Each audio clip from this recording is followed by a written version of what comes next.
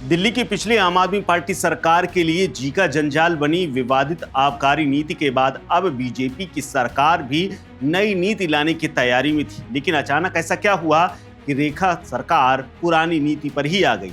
दरअसल सरकार आबकारी व्यवस्था को फिर से पटरी पर लाने के लिए कमर कस रही थी। इसके लिए सरकार नई नीति तैयार करने के लिए प्रस्ताव तैयार कर रही थी और इसके अलावा रेखा गुप्ता ने बाकायदा ये साफ किया था कि सामाजिक सुरक्षा को नई नीति में सर्वोच्च प्राथमिकता दी जाएगी। लेकिन सरकार में ऐसा क्या हुआ कि पुरानी नीति पर ही चलने का प्लान बना लिया है। शायद सरकार को लग रहा है कि नई नीति लाने से वो घिर सकती है और पुरानी सरकार और उनकी यानी बीजेपी की नई सरकार में जनता फर्क नहीं कर पाएगी। ऐसे में बाकायदा आप इसे मुद्दा भी बना सकती है और यही डर था कि बीजेपी ने इससे पैर पीछे खींच लिए। ऐसे में बीजेपी की दिल्ली सरकार ने मौजूदा आबकारी नीति को मार्च 2026 तक बढ़ाने का फैसला किया है और इस मौजूदा नीति के तहत अगले 9 महीने तक राजधानी में केवल सरकारी शराब की दुकानों को ही संचालन की अनुमति होगी। मौजूदा आबकारी नीति 30 जून 2025 को खत्म होने वाली थी और दिल्ली सरकार नई आबकारी नीति के नियमों को तैयार करने का काम कर रही थी। लेकिन अब सरकार ने मौजूदा नीतियों को अगले 9 महीने के लिए बढ़ाने का फैसला कर लिया है, यानी अब नीति चेंज होगी अगर तो मार्च में। हालांकि इससे पहले दिल्ली की बीजेपी सरकार आबकारी नीति लागू करने की पूरी तैयारी कर रही थी। इसके लिए बाकायदा मुख्य सचिव की अध्यक्षता में एक उच्च स्तरीय समिति तमाम पक्षों से बातचीत करने और इसे एक तरह से नया रूप देने के लिए तैयारी कर रही थी। इसके लिए बाकायदा तमाम हितधारकों से विचार विमर्श करने और तमाम राज्यों में अपनाई जा रही पहले से सर्वोत्तम प्रक्रियाओं का अध्ययन करने के बाद नई नीति को तैयार करने का प्रस्ताव दिया था और वादा था कि ये काम 30 जून तक हो जाएगा। लेकिन 30 जून आने से पहले ही सरकार ने पलटी मार ली और पुरानी नीति पर ही भरोसा किया है। इतना ही नहीं, यह समिति दिल्ली सरकार की वर्तमान और पूर्व की आबकारी नीतियों की भी समीक्षा कर रही थी और इस काम में आबकारी विभाग समिति को प्रशासनिक सहयोग देने की भी बात कही गई थी।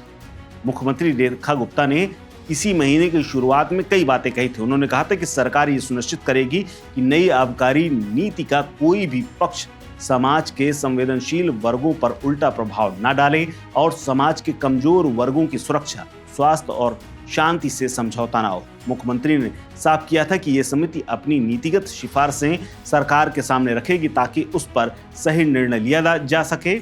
इसके अलावा सीएम ने दावा किया था कि पिछली गलतियों से सबक लेते हुए हम ऐसी आबकारी नीति लाएंगे जिसमें किसी भी स्तर पर भ्रष्टाचार की कोई संभावना नहीं होगी। हालांकि अब उम्मीद है कि मौजूदा सरकार अगले साल मार्च में नई नीति को लागू कर सकती है। सरकार के मुताबिक दिल्ली में लागू होने वाली नई नीति में उन सभी सफल मॉडलों को शामिल किया जाएगा जिनसे अन्य राज्यों में राजस्व की बढ़ोतरी हुई है, अवैध शराब पर लगाम लगी है, उपभोक्ताओं की सुरक्षा और सामाजिक संतुलन बना रहा है और तमाम क्षेत्र जहां पर प्रभाव इसका पड़ता है वहां पर अच्छे परिणाम आए। इसके अलावा इसी पॉइंट ऑफ व्यू से ये भी इस नीति में सिर्फ एक वित्तीय दस्तावेज न बना करके इसको सामाजिक संतुलन और उत्तरदायित्व भी इसी नीति के तहत बनाया जाना था, जिस पर पूरा बल दिया जा रहा था। मुख्यमंत्री ने पिछली सरकार की भ्रष्ट आबकारी नीतियों की कड़ी आलोचना भी की थी और ये भी कहा था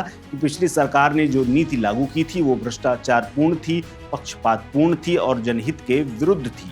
उन्होंने ये भी कहा कि उस नीति के माध्यम से कुछ चुनिंदा निजी कंपनियों को अनुचित लाभ पहुंचाया गया था जबकि राजस्व को नुकसान हुआ था। मुख्यमंत्री ने यह भी कहा था कि पिछली सरकार की नीति ना तो कानूनी प्रक्रिया का पालन करती थी, ना ही उसमें जनता के हित सधते थे और ना ही कोई प्राथमिकता दिखाई देती थी। नीति को लेकर के उठे गंभीर सवालों और जांच एजेंसियों की कार्रवाई के चलते आखिरकार उस नीति को पूर्व की सरकार ने वापस लिया था। पूर्व मुख्यमंत्री और उस सरकार के कई मंत्रियों को जेल भी जाना पड़ा था। लेकिन ऐसा क्या हुआ कि बनी बनाई नई नीति पर लागू करते हुए उस पर जाने से पहले सरकार घबरा रही है और फिलहाल 9 महीने के लिए इसे टाल दिया गया है। अब देखना होगा कि मार्च में क्या बीजेपी की नई सरकार यानी 1 साल पूरी कर चुकी तब तक रेखा गुप्ता की सरकार क्या इसे लागू करेगी या नहीं, ये देखने वाली बात होगी। और वो नीति कैसी होगी ये भी आम आदमी पार्टी समेत पूरी दिल्ली देखेगी। इस खबर में फिलहाल इतना ही। अपडेट्स के लिए बने रहिए वन इंडिया हिंदी के साथ। Subscribe to One India and never miss an update. Download the One India app now.